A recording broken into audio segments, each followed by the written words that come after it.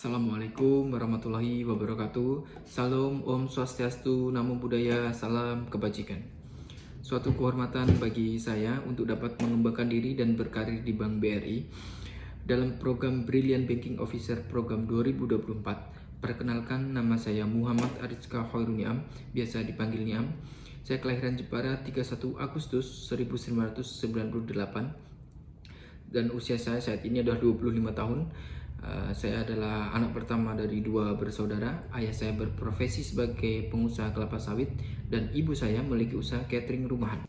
Saya masuk kuliah pada tahun 2015 dengan catatan 3,5 tahun masa pendidikan sebagai predikat terpuji dari jurusan D4 Manajemen Transportasi Udara di Sekolah Tinggi Teknologi Kedirgantaraan Yogyakarta.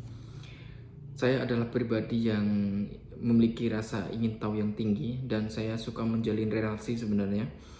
Terbukti ketika waktu kuliah saya sudah diterima 2 kali magang kerja di Bandar Udara Ahmad Yani Semarang dan yang kedua ada di Bandar Udara Sultan Haji Muhammad Sulaiman Sepinggan Balikpapan. Prestasi yang saya dapatkan ketika waktu kuliah adalah saya adalah orang pertama atau mahasiswa pertama di kampus yang menginisiasikan penelitian perhitungan massa berat pesawat untuk beroperasi di suatu bandar udara dengan kapasitas bandar yang tidak seharusnya pesawat tersebut itu boleh landing atau beroperasi di sana. Tentunya ini adalah mendapatkan apresiasi yang luar biasa dari dosen pembimbing saya waktu itu.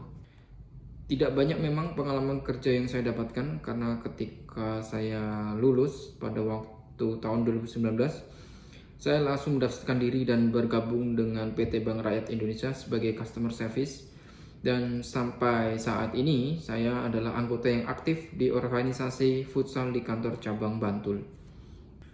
Lewat program BPOP tahun ini saya memilih posisi sebagai Junior Associate Mantri. Lalu apa sih tugas-tugas mantri itu? Tugas mantri adalah sangat vital sekali atau bisa dikatakan jantungnya di BRI karena mantri lah yang memasarkan produk simpanan maupun pinjaman untuk menghasilkan laba di unit kerja. Lalu bagaimana mantri sebagai financial advisor atau kepada calon nasabah atau kepada nasabah? Saya memiliki beberapa tips. Yang pertama adalah mempertunjukkan keberhasilan suatu kasus. Contohnya dengan membagikan kisah sukses usaha tetangganya. Si A ini bisa seperti sekarang ya karena meminjam modal dari BRI. Karena dalam ilmu psikologi biasanya itu tetangga atau orang itu mudah terprovokasi jika melihat usaha tetangganya lebih maju.